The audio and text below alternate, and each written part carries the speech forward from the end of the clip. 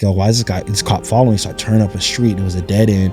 Next thing you know, we have 2 helicopters on us, 4 cop units, oh my gosh, 5 K9 units, guns drawn. I'm looking at the car with the guys like, yo, what did you guys do? Nobody's saying anything. Officers, driver, put your hands out the window. And I'm putting my hands out the window. Jeez. Get out the car. It's crazy. And my whole life, my dad was my best friend in my eyes until. Hey guys, welcome back to Like Father, Like Son. My name is Mike Terbeck. I'm your host. We have an incredible guest today. I can't wait for you to hear. Pastor Jeff Osborne is from California. You can find his website. We'll link it in the show notes below.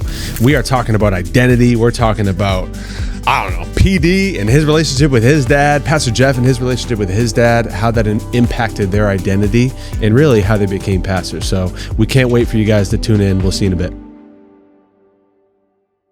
All right, Pastor Jeff, welcome to Like Father, Like Son. Hey. Y'all welcome in the building. Come on. We've been waiting for this. I mean, where do I get a hat like that, my friend? Glasses. Oh, bro, I got y'all. Like, I knew I was coming here. So Here's look, a suitcase just for the hats and glasses. I'm not asking for a lot, man. I'm just... Hey, anytime I know I'm gonna be anywhere around PD, like I know I gotta come correct being dressed. You may get disowned, if you're around them. So was I supposed to wear glasses? Is this where we're at? I'm just trying to keep up with him. As the podcast? Hey, maybe a prerequisite. Look, we got the ball thing down. Yeah, You're saying you just missing the glasses. When you shave the head, you have to have the glasses. Didn't you know that? Yeah, anyway. I didn't get the memo on the hat or the glasses. I was just trying to figure out where we're at. 3 bald-headed men. The glory of the Lord shines upon our face. When you get 3 in a row. Pastor Jeff, thanks so much for coming. We have an incredible weekend, obviously, in store with you. Why don't we... Tell them, by the way, how far you came. Where are you coming from? Man, Southern California, just outside of Orange County, a city called Chino Hills, where the Ball brothers are from. So I tell people that because they'll know, like, oh, okay. Oh, for real? Yeah. Oh, I didn't know that. Yeah. Dang. We see LeVar riding around in his Rolls Royce Phantom coming out of Jack in the Box. You know what I'm saying? Wow. The wealthy man's meal. You know what I'm saying? Yes, of course. Yeah, but just the coolest You can't change people. that. Yeah, just the coolest people. Like, the family's great. LeVar's great. Yeah. His old man. Yeah, he's awesome. Wow. Yeah. That's cool. We're there in the middle of, we're 30 minutes outside of, about 35 without traffic, outside of downtown LA. And we're about 35, 40 minutes from Newport Beach. So we're like smack dab in the middle of just horse country. Yeah. With horse country with the balls, huh? Yeah, exactly. Just hanging out with them. That's it. Yeah. Tell me a little bit about, obviously, did you grow up in California? Yeah. You have an amazing story, which obviously I want to bring that up for our audience. But tell us a little bit about, like, what was it like growing up, Southern Cal? Yeah. I'm assuming you weren't the man that you are today, so I'm curious to hear some of your story. Far from it. Interestingly enough, though, when I come here, I mentioned this last time we were there, a few months ago when I was here preaching, it's like a coming home in a sense because my mom is born and raised in Boston. That's right. And so in the Cambridge, Roxbury area, all my family's out this way. My dad was born and raised in Virginia, in Norfolk, Virginia, and he was in the Marine Corps. And so when he was stationed in Southern California is when my parents had my 2 older brothers and had me. And so we lived in a Marine Corps base growing up in Southern California. And so that was how we're the only ones, my brothers and sisters and I are the only ones from there. Too. Oh, diehard Celtics fan. Really? Yeah. That's the only thing I took from. Now, I don't really watch baseball, but I love the Sox. Yeah. So we always have all the Boston hats, but I'm a diehard Celtics fan. Really? And you already know it's World War III with all my Laker. Oh, yeah. Oh, where you are? I'm the biggest Laker hater out there. Like, Really? oh my gosh. Yeah.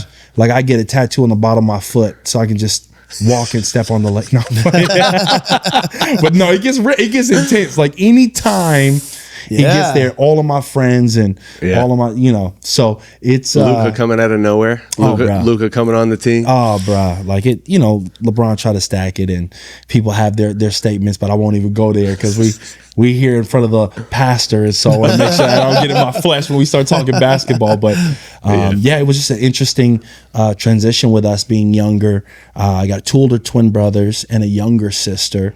Was who I was raised with, and my parents just being an image of faith, even in the midst of hardships, financial hardships. We lived in a small little trailer for several years when my dad was in the Marine Corps and trying to figure out what life was. And so it was there in those moments where we didn't have much growing up that it really instilled in me. My dad instilled the entrepreneurial spirit. So I know that's where I got it from. You'll get a kick out of it. They were in Amway. Okay. And so, Okay.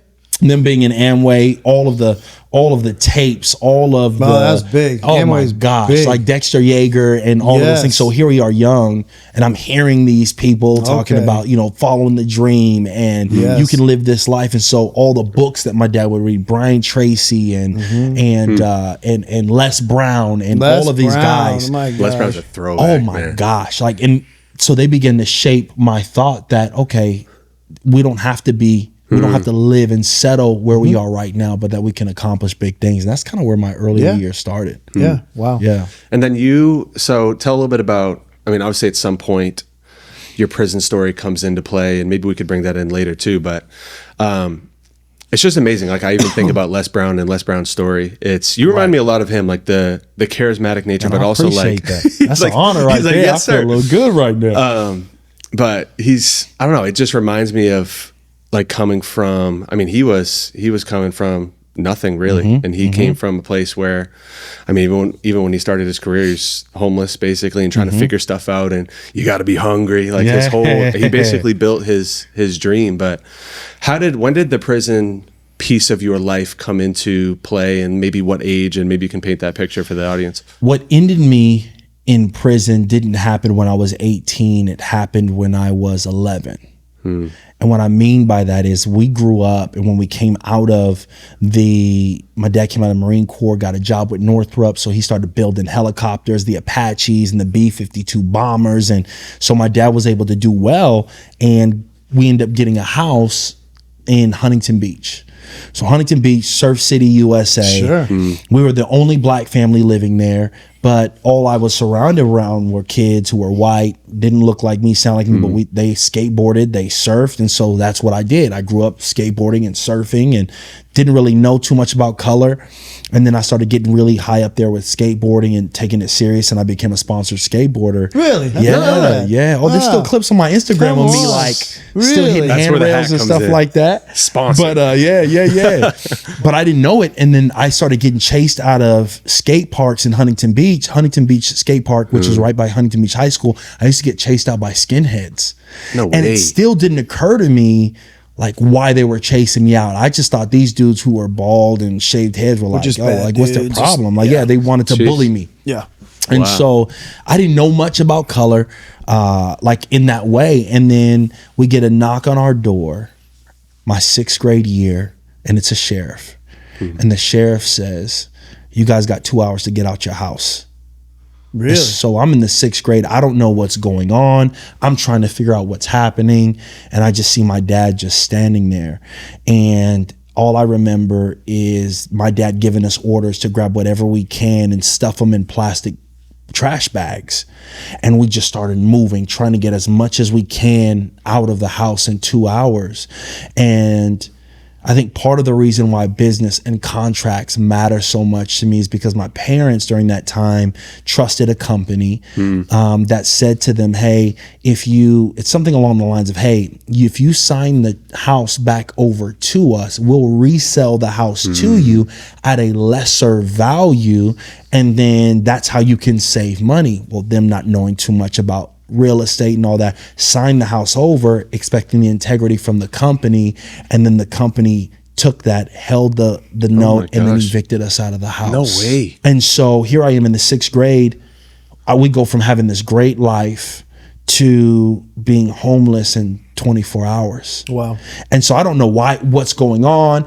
And so next thing you know, you have 6 of us sleeping in a motel for the first night because we could afford it. And then right after that, my dad gets laid off from his job. And so, all of these things are happening. So I'm in the 6th grade. Now we're in a motel when we can afford it. So money's going slim. Then we have to sleep in a 1992 four-door Lexus, 6 of us, when we couldn't afford it.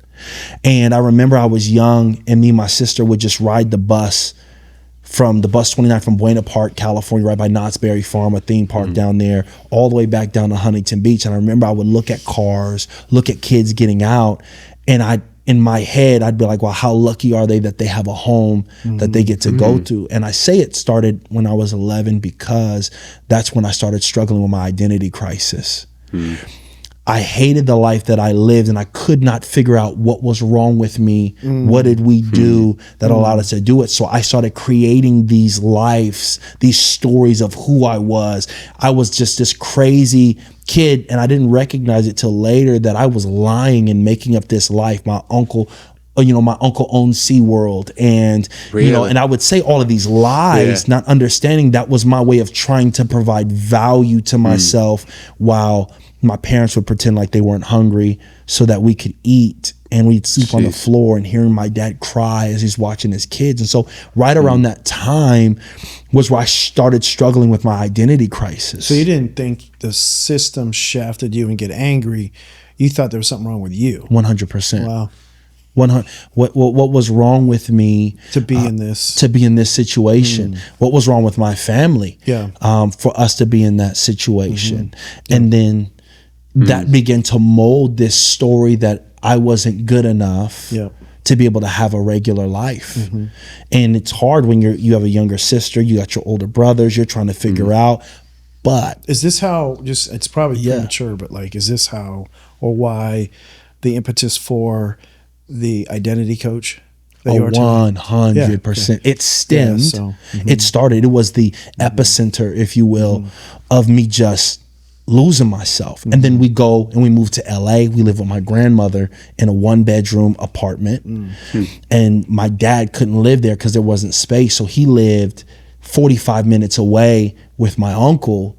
And that's how we were raised. And so for several years, we were like this. Wow. And I just remember when we finally got a break and we moved into LA County was when I had my first real experience with being around a whole bunch of black kids. And that's where the trouble started even worse, because here I was, I was too black to be white, and I was too white to be black. Got it. And I didn't belong. You didn't fit in anywhere.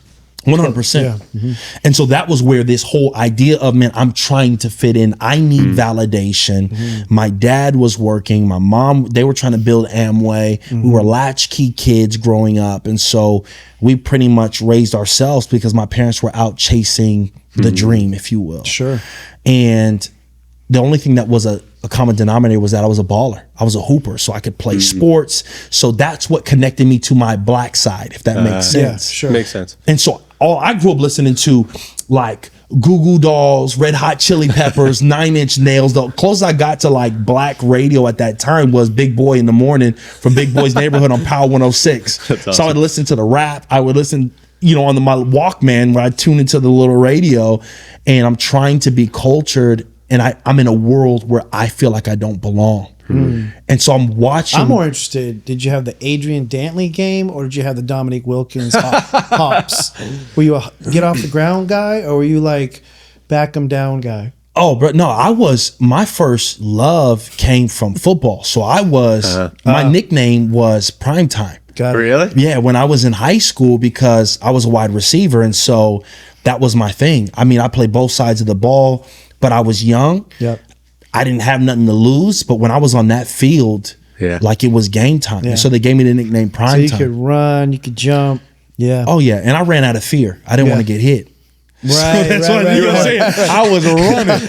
Yeah, like I was. Your boy was. I was gone. It's like a wave chasing you. You're like 100%. It's like the Little Giants, that movie where the kid's running and he's just scared because he don't want to get hit.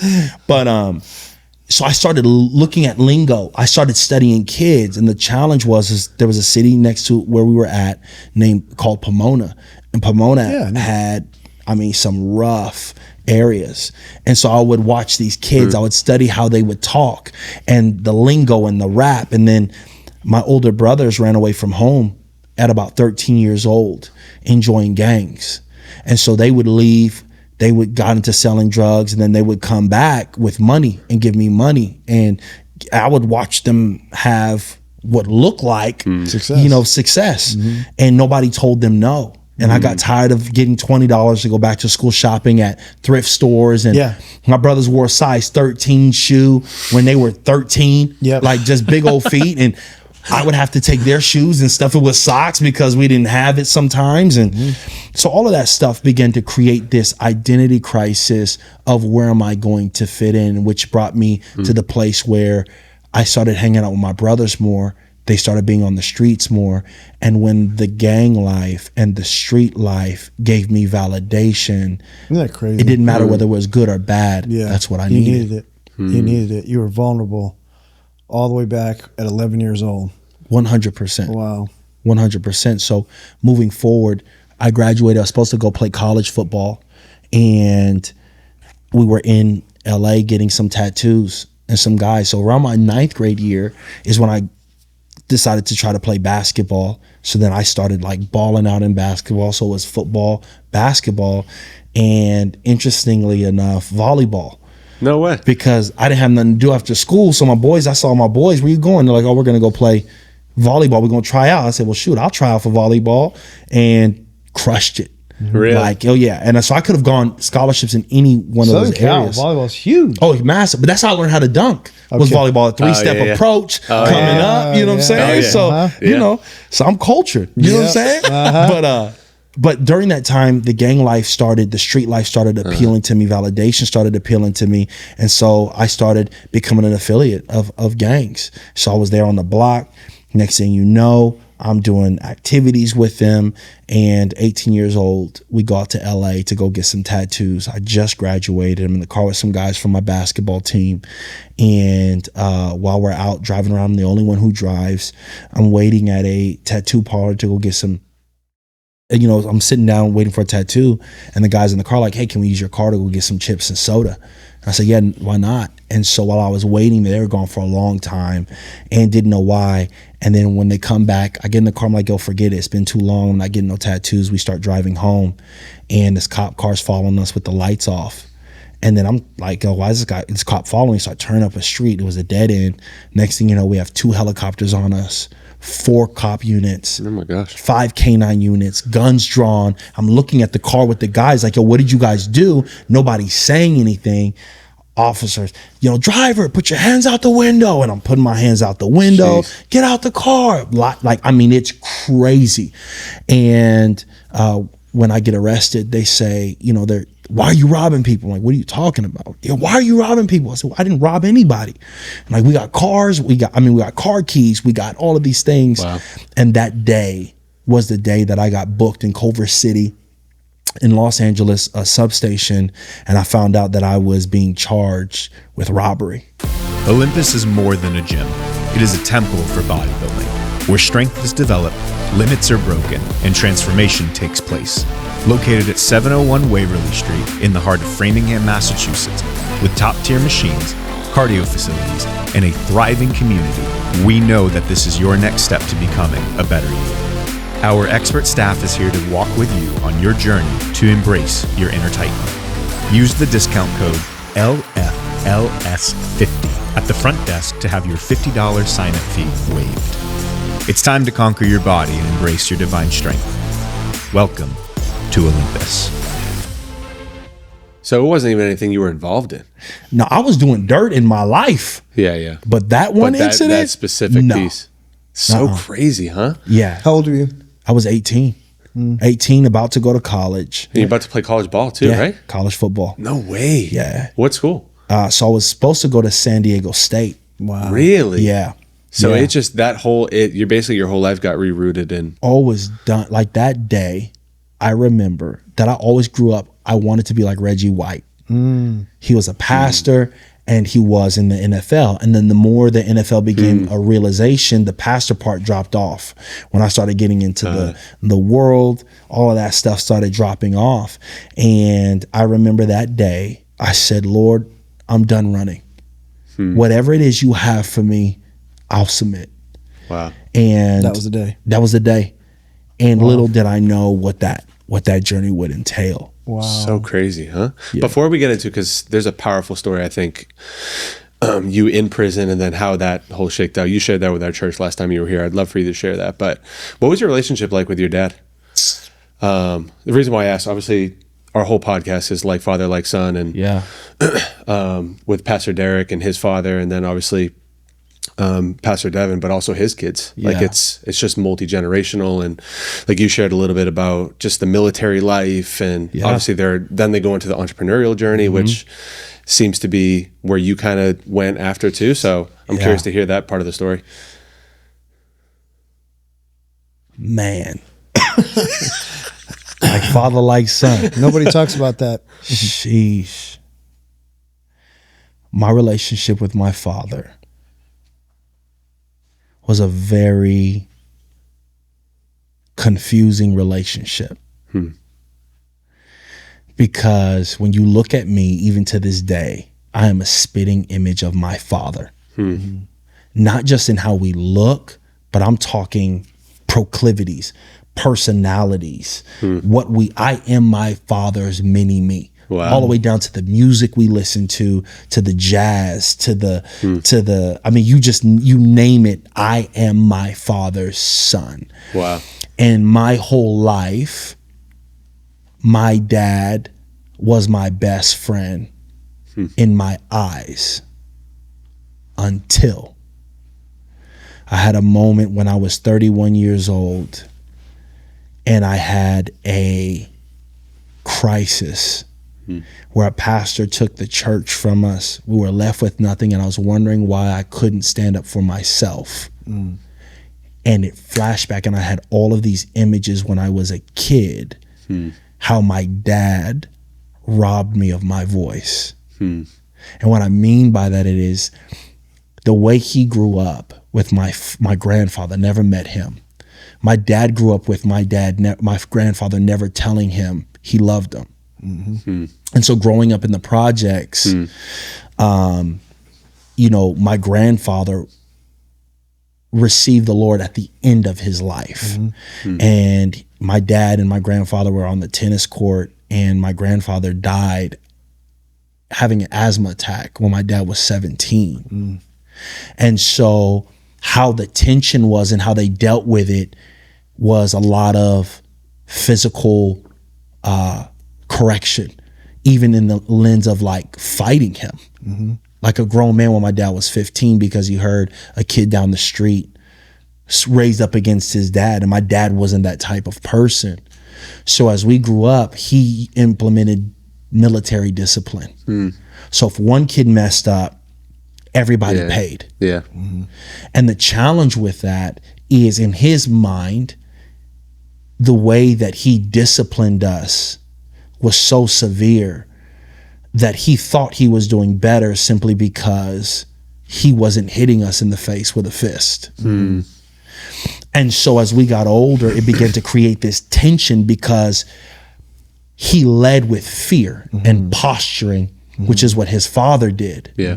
But yet he always told us that he loved us. He would play with us. He would roughhouse with us, but he would go excessive in the discipline and then tell us that he loved us. And so it was confusing as a kid because I feared my dad, but at the same time, my dad told us that he loved us always. And so what I thought love was posturing, it was being domineering, and that's how you had to lead. And so when I was a young kid growing up, kids are seeing you're not heard, you don't talk back, you can't have a feeling or an emotion because it's seen as talking back. And then we would be physically punished by it.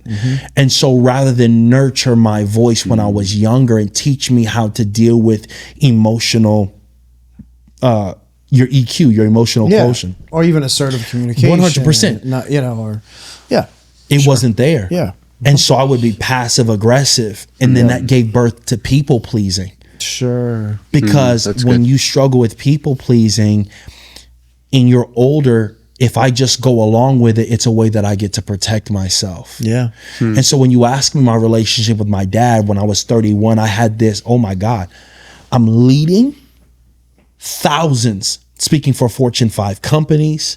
I am coaching people, but I got daddy issues. And it didn't hit me that like scales came off of my eyes, and my hero was the one who was actually the source of my greatest pain. Wow. Fascinating. Wow. That's probably not the right description to you, but it's interesting how those things are so impactful. Fear of man worketh a snare. Perfect love casts out all fear. So it wasn't love with a healthy fear. Right.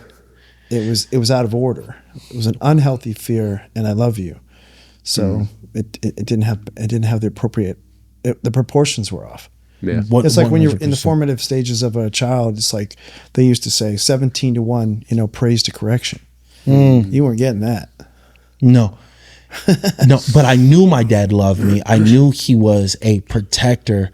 But at a young age, I didn't know about being developmentally adverse when you're growing up, meaning that you were grown in your developmental stages in adversity, in adverse situations. Yeah. And so I didn't know that when you grow up in that, you're trying to become something better than that, but you start leading and fathering through your trauma. Yeah.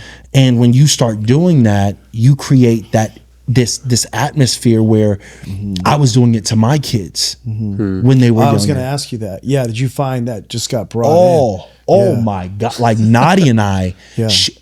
her dad and her mom are incredible. And I'm now at this place where I've talked to my parents about it so I can be open about this, is when it came to unconditional love, her dad was the image of who I wanted to be like. Wow. He was kind. He was loving. They were there.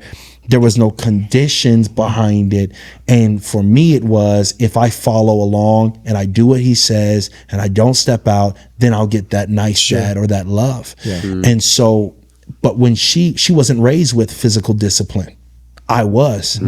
So she was like, no, this isn't normal. I'm like, what are you talking about? Yeah.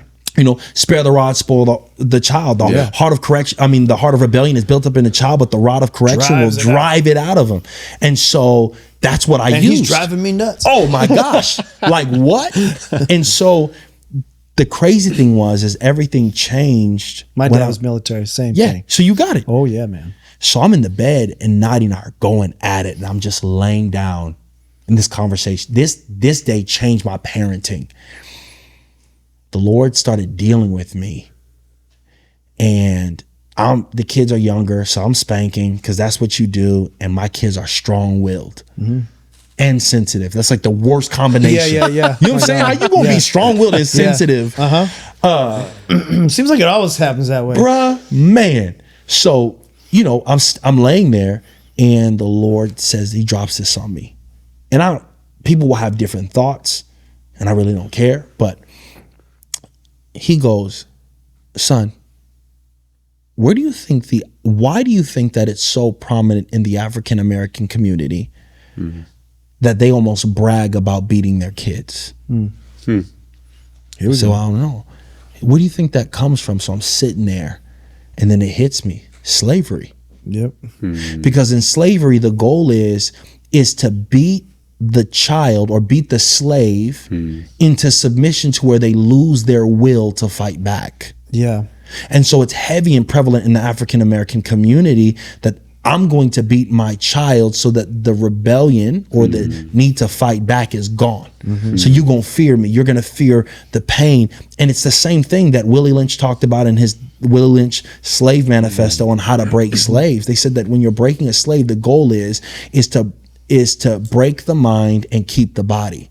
Wow. So if I can create so much fear in you that I break your mind into equating change with pain, and I keep your body to do whatever I tell you to do, then you'll be submissive. Yeah. And it's just so interesting because he says in that manifesto that the goal is when you focus on beating a slave, he says you focus on the slave in front of you when you beat them, but when you're beating them, don't think about that slave. I want you to think about all the generations to come after. Because if you beat this slave good enough, they'll break their offspring in the developmental stages to where you won't even have to do it. Well, that's what happens in, it's funny, in the Asian community. We have a private Christian school, and we have disciplinary procedures, that we have as a school that are appropriate. But fundamentally, we, in the admissions process, will meet with families and, basically say, hey, we're not a substitute for you as parents. We're a supplement, but we need to kind of get in concert with you. And so tell us about how you discipline your kids. And it's always interesting because, like, in the African-American homes, like, oh yeah, we beat our kid, we spank our kids. And Latino families, the same. Yeah. Get to the Asian communities, like, what do you mean? What do you mean? What do you do for discipline? Well, how do you get your kid to do what you say or to, show honor? Oh, then no problem. They don't talk back. Really? Yeah. It's because it's so embedded from generations down. Right. Honor. We're talking honor is it's like literally hundreds of years back. Yeah. They don't even. It's just a culture. The whole culture's like, it's crazy. So they come and they look at, I remember just happened many times. They're just like, what do you mean? Right. What do we do? There's nothing weird. They're good. She'll do what you say. You just tell her and she'll do it. You're like, okay. Crazy. And he'll do it. Okay. And you know what? It's happened. Jeez. So I agree with that. I mean, there was something in the past that affected that. But yes, like you said, way back, you can lose your voice. Yeah, you can. And you don't know how to assert yourself and speak up for yourself in an appropriate way. And so you don't know how to separate honesty and honor. 100%. They totally merge and mesh and get messy, which was hard for me because I came from a performance-based kind of context too. If I do good, I love you. That was my translation or interpretation of my upbringing. If I don't do good, then there's disapproval or I don't love you. And, as a result, you get older and then it becomes, if I don't do what you say, it's dishonor. So now it's not, I'm disciplining you with corporal punishment. Now it's, you're not doing what I say, that's dishonor. I'm like, wait a minute. Why is, I'm on, I used to say this to my old man, behind closed doors. I'm being honest with you. I still honor your position. I honor the weight of your voice, but I don't have to, I'm married now. I have my own family. I have my own life. I don't have to do what you say. I'm wise to listen to what you say and it should have weight. But his generation was like, you are the most dishonoring son. Right. And he would hit me with that when he was upset.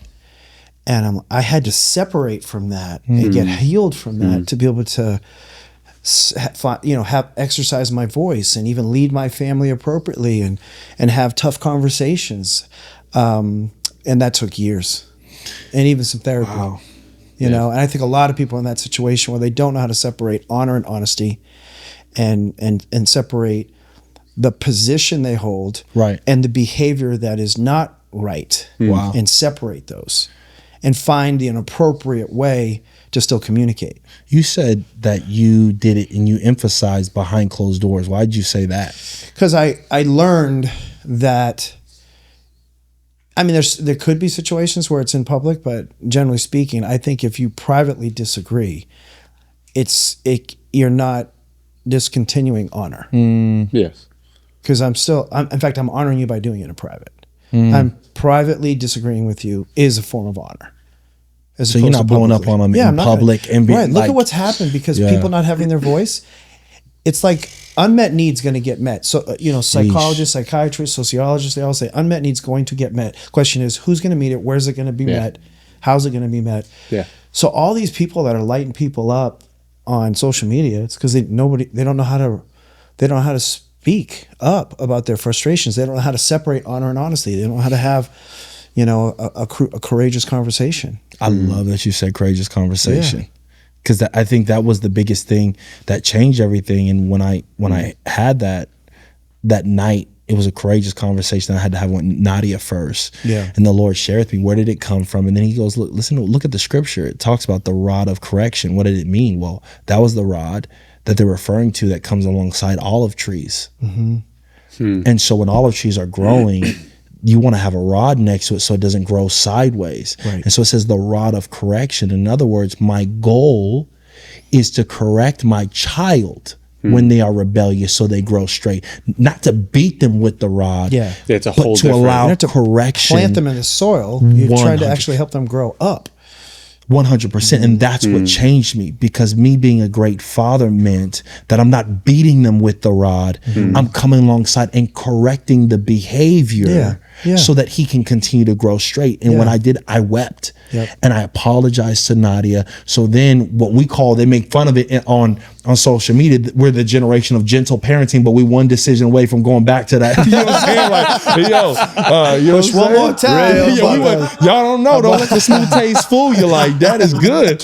But I'm one generation removed from, I'm a first We generation. can resuscitate that dead man in a second. A little bit more. First generation gentle parenting. You know what I'm saying? Yeah. So, I mean, when I did that, that's what changed a lot on my perspective. My dad started watching how I was leading my kids. Isn't it crazy how the kids becomes the lab of leadership? Barah. Nothing. That'll preach. Nothing like puts it in front and center, windshield of your life, more than I'm seeing myself through my son, my daughter. And it's just slapping you in the face. And you're like, why is this happening? Well, it's because history is trying to repeat itself. The enemy's always working towards not just, it's bigger than he's trying to ruin your life. He's got a way bigger plan than that. Yeah. It's just, it's, you know, if God moves revelation and relationally and generationally, you think the devil's not trying to do the same thing? He's trying to destroy your revelation. He's trying to kill your relationships. And he's definitely trying to stifle generations. Well, thank you so much for being a part of Father Like Son.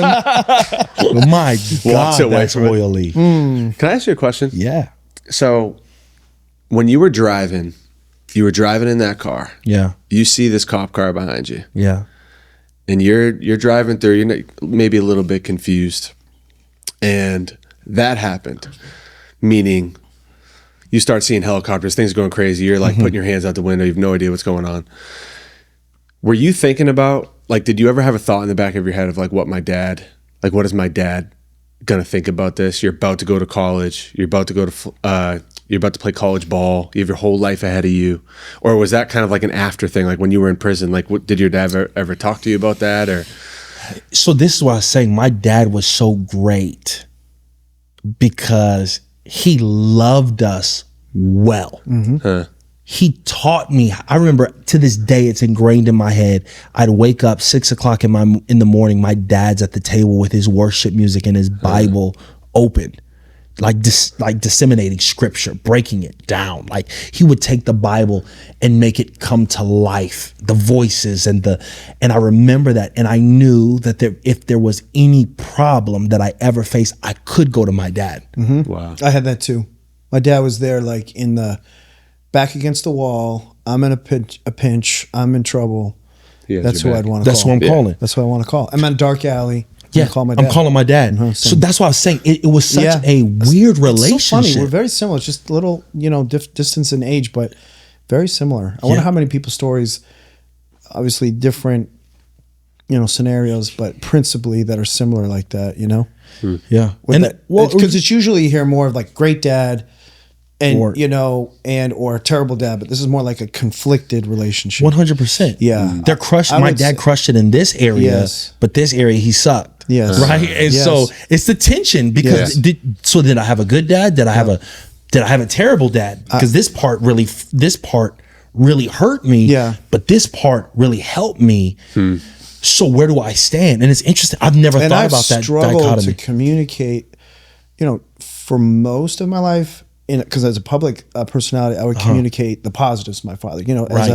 As a point of honor, but I also needed to process. Sometimes even grieve certain things that were challenging and difficult about it, like that I just didn't face. I mean, as a pastor or Christian or whatever, I noticed this with Christians. Sometimes we don't know how to grieve, and we don't process things. I mean, I was brought up in the faith generation where it's like, the Bible, says, forget what is behind, I press on. I'm like, ain't nothing good coming out of anybody's behind anyway, so let's press on.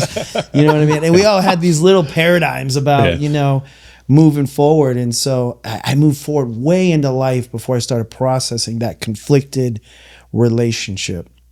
Nothing like honor and honesty was a huge one. That was huge. I told you just the other day or today. I think it was like we'd have fights right upstairs in this in this auditorium. That was yesterday during lunch. We'd have to clear the building out because he and I are just going at it. And it's because I would build up. I didn't know how to verbalize. And then he didn't know how to separate the fact that my son's not being dishonoring if he's talking to me. You know, and he had to learn, and in a measure, he's honoring me with his life even more than his words. And I had to learn how to honor him with my words, not just my life. That's so good. And those two things would hit as we're growing almost like together. And those collisions of conflict, a lot of people never survived those. And by God's grace, we did. My dad became my best friend.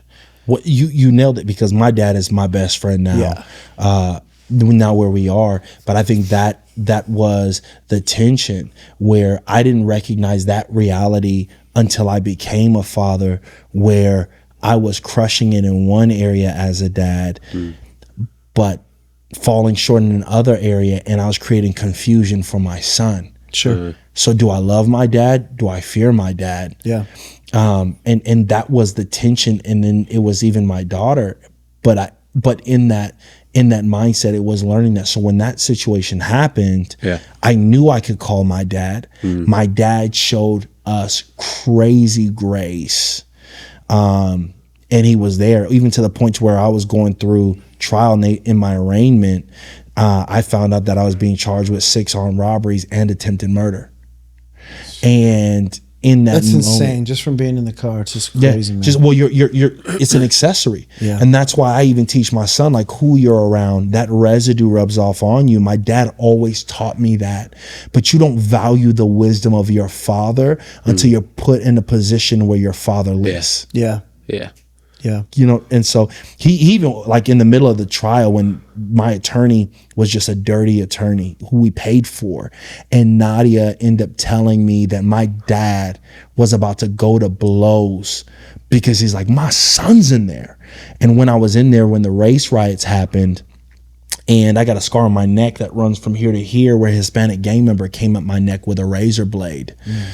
And I was able to survive. My dad, the worst feeling was, you want to protect your son, but you're unable to protect your son. Yeah.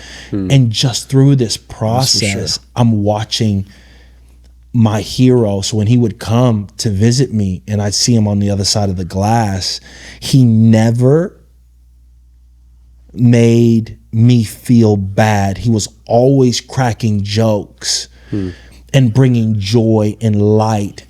And then when he would go away, he would break down. Wow.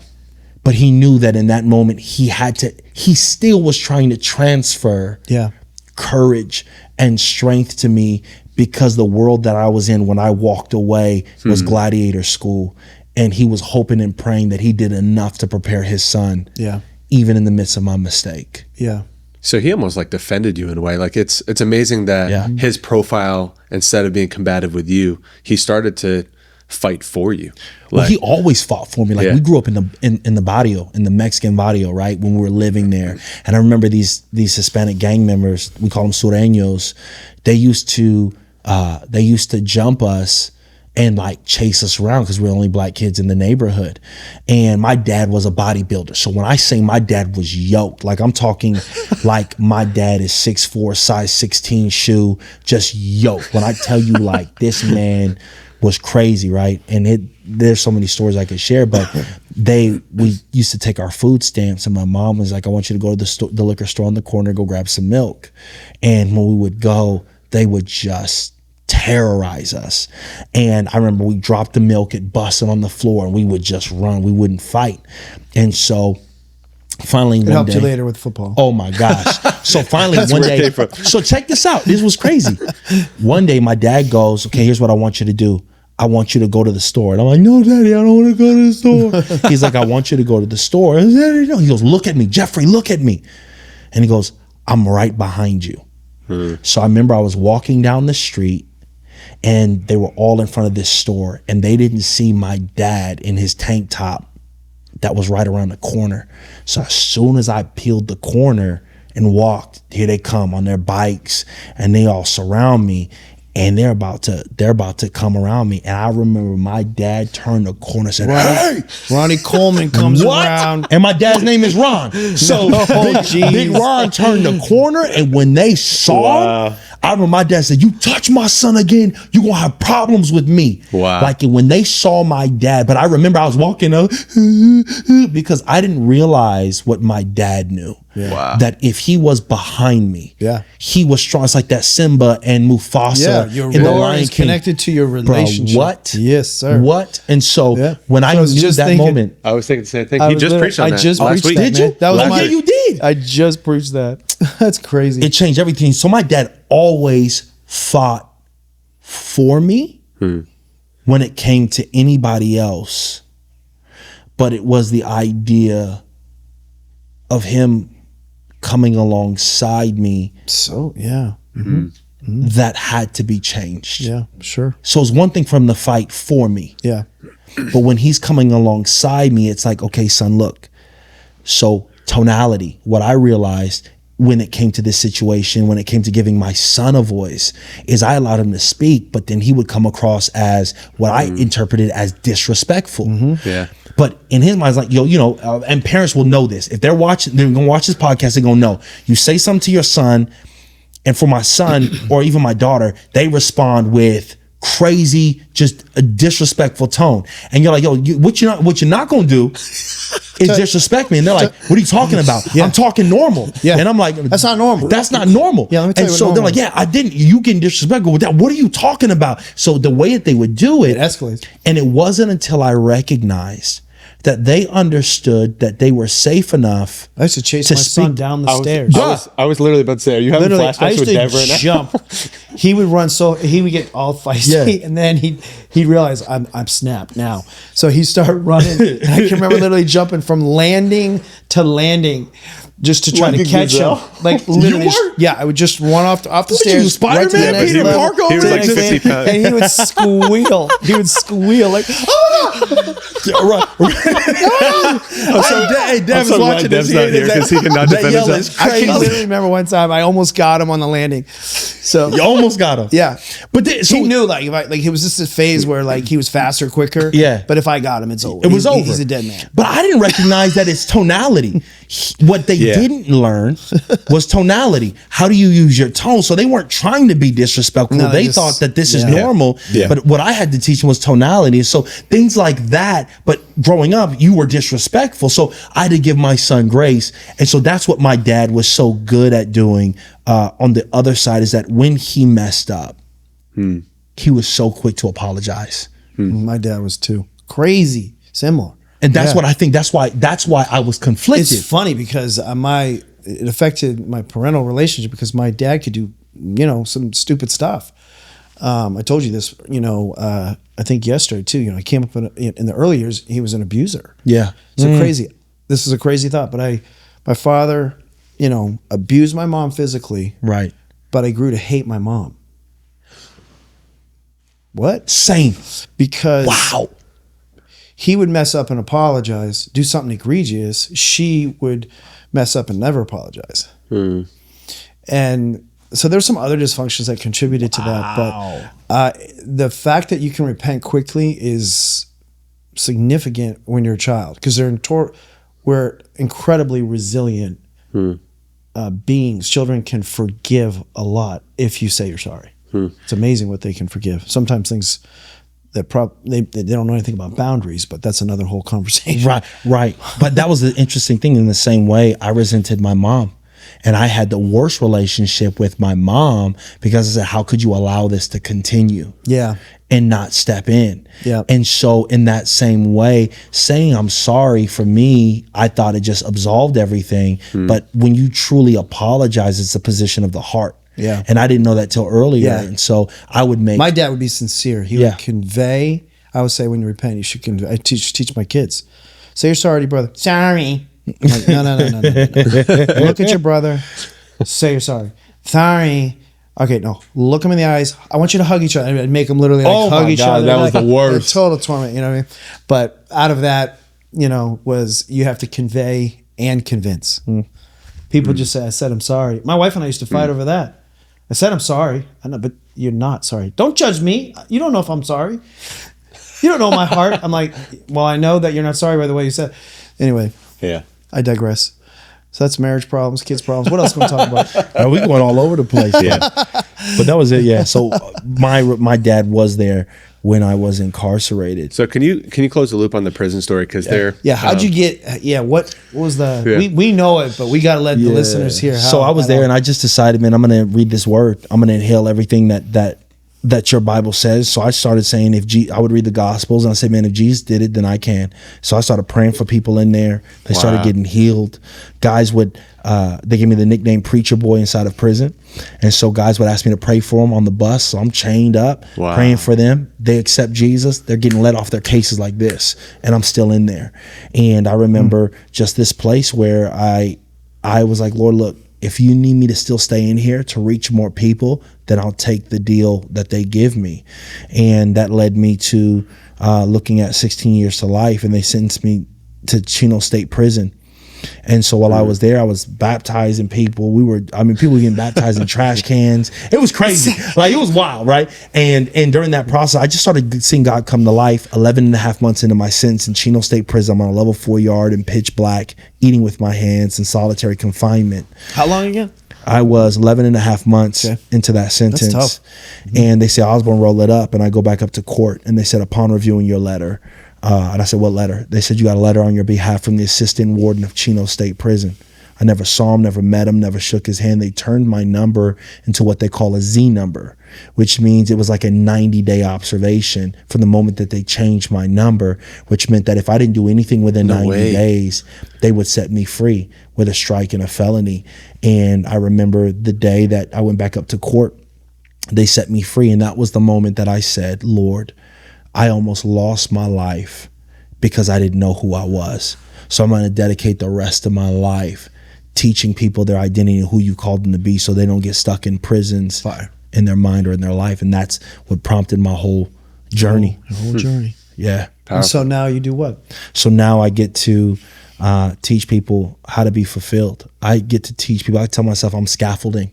I get to come along individuals and show them who God has created them to be and to live fulfilled lives. And that word fulfilled means to be happy and satisfied because of fully developing one's ability and your character.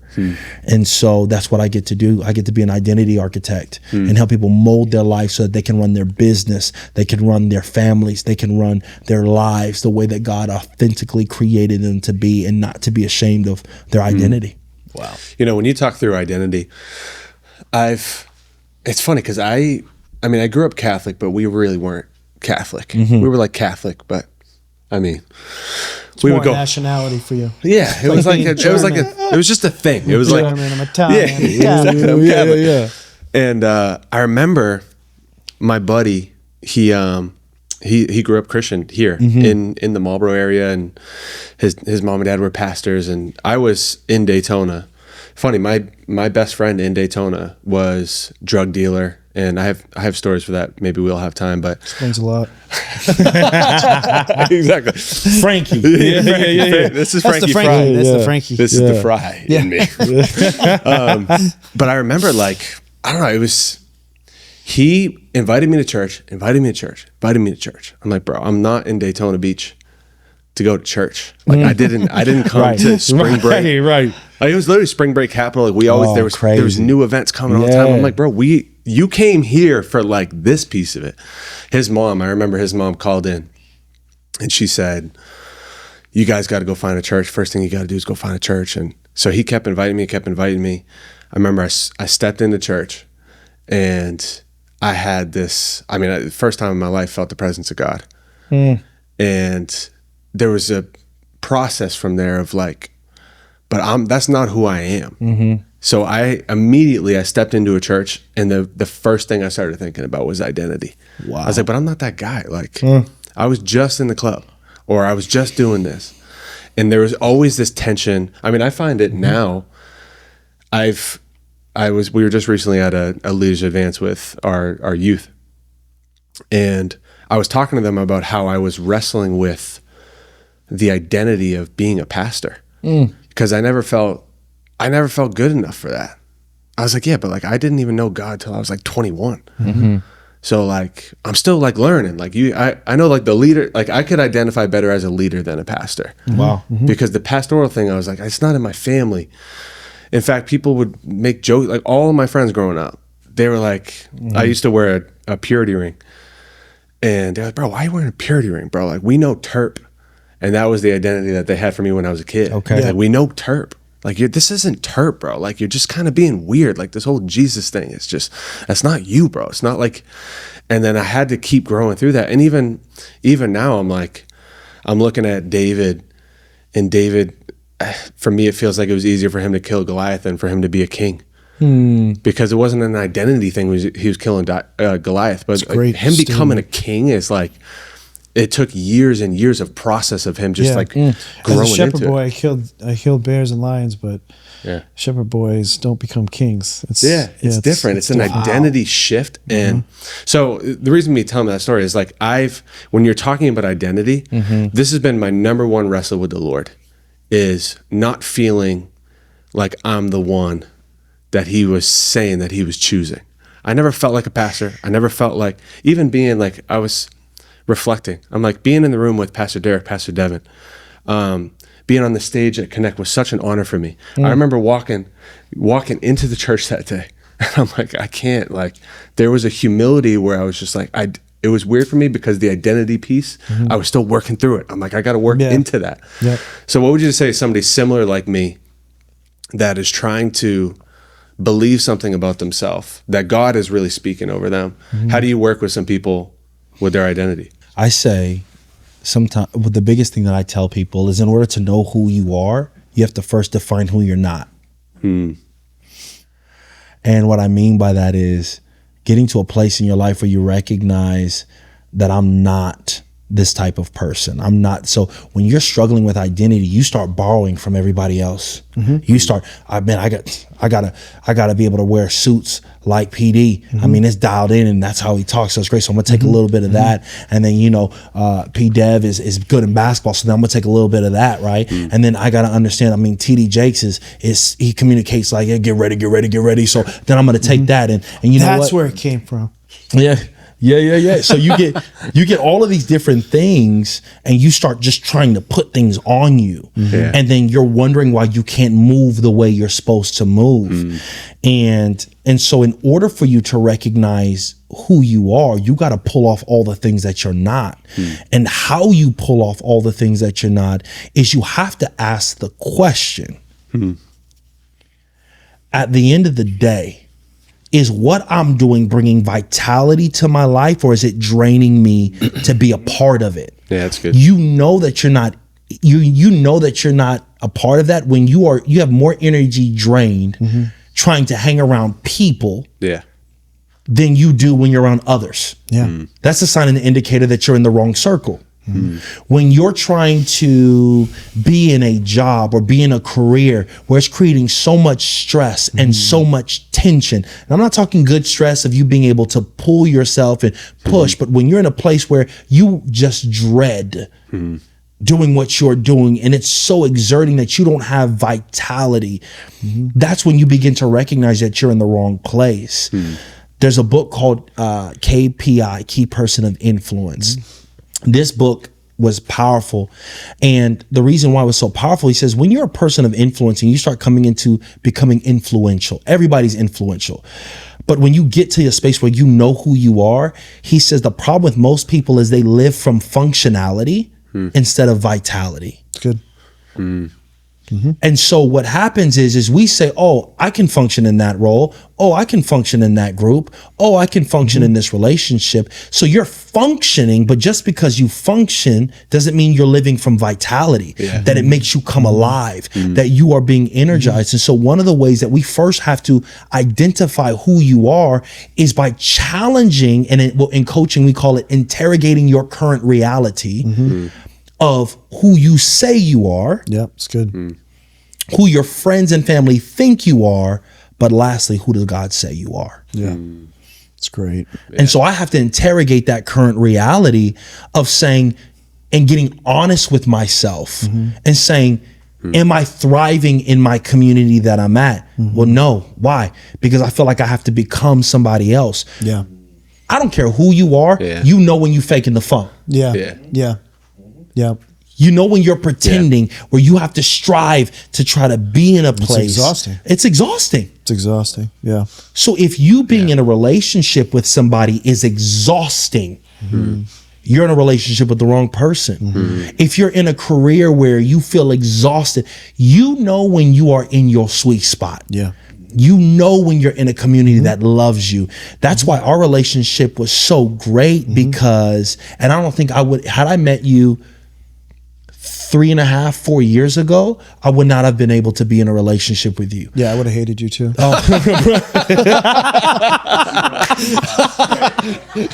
I appreciate that honesty, bro. Yo, tell me how you really feel.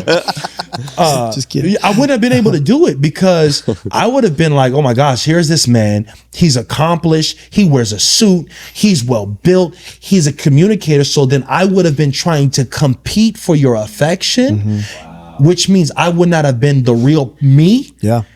And the relationship probably would have never came about because I would have been too insecure to allow you to be a big brother to me. Yeah. Isn't it funny? I don't know if this helps, but I think about this with my son. I think about this in my own life. I'll use my son for a second. You know, I remember when he, was wrestling the same thing, being a pastor. Yeah. And he didn't wrestle it. He ran from it initially. It was run, it was wrestle, it was receive. It's definitely been a journey for him. You said run? Yeah, he ran from wrestle, it. receive. Hey, can y'all write that down on notes and send that to me? Hey, come it's on, in the sermon patience. tomorrow, Come on, brother. Marty. It's in a the disease. sermon It's tomorrow. a disease. It just happens. Don't ask me to repeat it. I love that. But for a while, he was definitely running from it because for similar reasons. I can't do that. I couldn't. I don't know the Bible like that. I don't know. Then when he started wrestling, I think you start adopting other people's voices, trying to adapt to somebody else's look, somebody else's style, somebody else's, approach to things. And then eventually you have to receive the fact that there's a way God made you, like So being good. restored to your original manufacturing settings is part of freedom. And when that happens, it's crazy what you see that you didn't see was already in you. So like I use my kids. My kids are a great example. Morgan, is leading right now as the central worship director. It's crazy what she doesn't have reps on in terms of like on her resume as that, but her DNA, she's built for it. her moorings, her generational That's so good. blessing. Come on. It's just innate. Yeah, it's in innate. her. Yeah. Devin discovered that when he's like, stop trying to preach like so-and-so, stop trying to be so-and-so, accept the own voice you had. I think David went through that in the Bible. Yeah. God was trying to get David to see that the reason you'll be a great shepherd of God's people is because you're a great shepherd of sheep. Yeah. That's what the Bible says. Yeah. It says he took him from a shepherd of sheep to a shepherd of God's people. But he had to go through what I always call the process of leadership. Yeah. And for him, it was 13 to 30. And that 17 years was this process of identity formation where he was running, he was struggling, wrestling, he was receiving. Yeah. Well, even down to you knowing who he was when Saul tried to put his armor on him. 100%. Yeah. He said, yo, this ain't He's me. still wrestling. He's It's still not- wrestling. And that was a moment So like a line of like in the sand. Are you going to be who I made you to be? And Or are you how many gonna how be- many people wrestle with that where the world, relationships, friends are trying to put something on them, but because they don't know who they are, they can't say this isn't tested. Yeah. I don't know this. This isn't me. I love how you said that because I remember I was mad. So I'm gonna tell y'all a story. I was in my flesh. I'm watching Mike Todd. And we're the same age. Yep. So Mike Todd, I had first started pastoring my campus and I get invited for my friend's 3rd-year church anniversary. And guess who he knows? Mike Todd. So this is like 8-9 years ago. Mike Todd is at this church in San Bernardino, California, in the hood. And this man had a suit on that was like baggy. I know exactly what but you're doing. he was preaching the same message Like I'm talking, not the message, but like the intensity, the revelation. That boy was bad. And we're the same age that I'm watching. I'm like, man, this dude is sick. 2 years later, he blows up. So I remember I'm in this moment with God and I'm mad. And my God, I can preach just as good as Mike Todd. Like you put me on a stage on a conference with the best of them. Like how come he's where he is and how come I'm where I am? And the Lord told me, he said, because he knows who he is and you don't. Wow. He said, because that stage light is so hot that because you're living for the approval of man, if I put you on a stage, you won't still remain who you are because you'll keep trying to change to be who they want you to be. He said, Mike Todd is not afraid to be Mike Todd, even if it comes with criticism. And it shut me up. That's certainly proven true. Bruh, and that's real. And regardless of where they go, and God bless you, Mike. in the tension of whatever people believe, at the end of the day, sponsored by Transformation Church. Yeah, Transformation. Yeah, we are Transformation. So you know what I'm saying. But I that's what I respect about him is he's going to remain who he is. I remember Stephen Furtick dealt with the same issue. Yeah. You see all of these big speakers and people. They deal with these issues, but until you can recognize that the right people will love me, the wrong people will criticize me, you'll keep trying to live for people's affirmation when you don't get it from God or you don't get it from anybody else, and you'll always be let down. Yeah. Which is why I thought it was so dope. I got to say this because I got tattoos on my hands. I got a nose ring. I wear earrings. I know. I almost didn't let you speak here. Man, hey, that's what I figured. I figured that's what it had to be. So when you hit me up and you were like, yo, bro. Family set me free from that. Well, that's what I thought. I was so terrified that I wouldn't be able to speak at certain places because of how I looked, how I communicated. And I recognized that I'm not for everybody, but I'm for the right bodies. 100%. That's good. And I recognized that my gifting was so big that God placed in my life. If you didn't want me to come and minister because of how I look, because of art that I choose to wear on my body, then that's on you and you get to miss 100%, out on that. 100%. But the right bodies are going to come and speak. And what I found out is that I wear big glasses, I wear bright clothes, I wear whatever it is because that's just kind of that's my personality. That's who God has created me to be. That when I get around guys like you, what you didn't recognize is when you reach out to me, men like you in my life, great people in my life, like the Randy Bizettes, like the Pastor Randy Bizettes, like the Mike Kais in my life. Yep. Like the Spinas, like all of these incredible leaders that I get to be around that allow me to be me.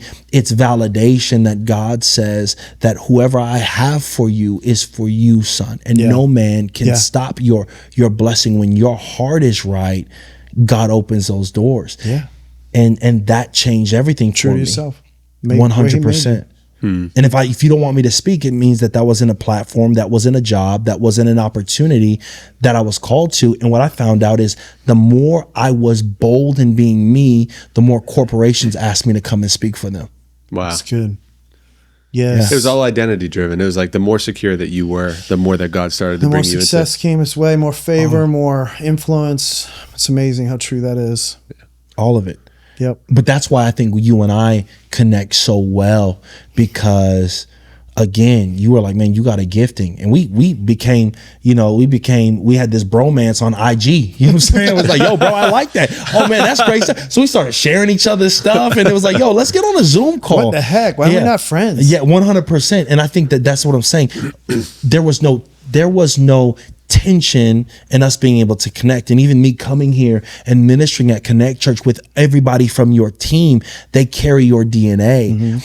Well, I'm interested to know, like I believe in this statement that more pastors are burned out because they're trying to lead like John Maxwell's. They're trying to lead like people that aren't in their DNA. And so you got a whole team that loves John Maxwellisms or Grant Cardoneisms, if you will, and certain leaders are trying to become that they get burned out in leading instead of choosing a team and leading a team that is in your style of how you lead. Do you find that your leadership style has attracted the team around you that is a team that you love being around or that you build? Yeah, I don't think I did that well for a long time. I used to be insecure about that. I think I could do this. I could put me in front of 1,000 people. I was not insecure, maybe in the early years, but at some point it was more the intimate settings like teams and staffs. And that was more because it's like a small group. It's like in a circle, you can't hide. And so it's more collaborative. It's more intimate. So I had to grow in that. But I think our familial culture is something that I also stepped into, realizing that the parental familial is a secret sauce to the church. Like, yes, we're an organization, but we're an organism. We are a spiritual family, and those dynamics mean that I got to be like a dad. And so I think what I've had to grow in is I don't need things from my staff. Yes, they have to perform. They have results, but me personally, right? It's what I don't want them to feel like I need something from them, to be a good. So I lead, feed, and father. So lead, feed, father. All like the that. father part is, I think if a father needs something from his kids, something jacked up. When you say need, what do you mean by lead? that? I said lead, feed, father. No, I'm saying if you said need. I mean like if they need something, like from their you. approval, their that's good. Their worship, their resources, like things like that. So like I just think I sow into them, give to them, bless. Yeah, is there gonna be rewards for that? Of course, but I think there's a lot of church cultures, leadership cultures, staff cultures. It's controlling, it's manipulative, it's transactional, it requires constant give and take and reciprocity. Otherwise and so I think it creates a lot of tension with staffs and stuff. So I've worked towards leaving something. Jesus was on 3 years in ministry preparing to leave the whole time. So when I started shifting to pouring in, preparing to leave, I think staff culture started getting healthier. Wow. Pour and prepare to go. It's kind of a weird thing. Not that I'm going to leave, but I'm just going to shift my role. I'm just going to shift my role. So I don't know if that answered your question, but is this your launch party? Or are you just? I want to make an announcement. So you're out of here. Frankie Fry is now the new spiritual father. He's going with Pastor Mike Todd. That's where we're at. Yeah. Anyway, but good stuff. I want to thank you for being here. Yeah. You have a big day tomorrow. Maybe we could end with a short story here. We had an incredible experience with you last time, and I guess I'll set up the story. I think it was after second service. We went downstairs. One of the things I love about you, by the way, I haven't told you this. I love how honoring you are to the authority of the house. Oh, you did incredible with that. Every single time you were like, I just try to figure out like what would PD do, or what is. Well, that was an accelerator to even relationships too. I can't help but interrupt, but in a private sense, but in a public sense, he stewarded ministry, public ministry so well. And like he would see where I was and either like just kind of look for the okay, and sometimes even just straight up ask. And so eventually it's just like, you've got license, just kind of go. Yeah. So as in an early phase of relationship in public ministry, giving obviously the pulpit and the platform is a big honor, big stage, a big responsibility. It was very easy to give it to Jeff. He did so good with that. Fantastic with that. Appreciate and it. Then right after the sermon, we were in the back. You said, what would PD do? So we went downstairs. Yeah. And then we just started praying for people. And there was a young man that came up. I remember like yesterday, I could see, he just walked, he literally was like limping up to you, tears in his eyes. And he just asked me, he basically just came like before you, and he's just like, I just need you to pray for me. Immediately you get down, you start praying for his leg. And I'll let you tell the rest, but I wanted to bring that up because it shows how special or how important it was that you took your identity serious, because then you started to influence people like that in different places, and God started to bring you to places where he really started to use you in ways that there was a young man coming up to you asking for prayer, and God blessed it. So maybe you can finish with that story. Yeah, I think it just epitomizes like father, like son. I can only do what I see my father doing, right? And so I used to see Jesus and he would heal. So I'd be like, well, if he did, then I can do it. And I remember this young man came up to me, God, God, I remember his name, but he said he'd done everything he could, and he couldn't stand on his leg. I said, well, what would it hurt to do? He says, well, walk upstairs or something. I said, you couldn't walk upstairs? He goes, no.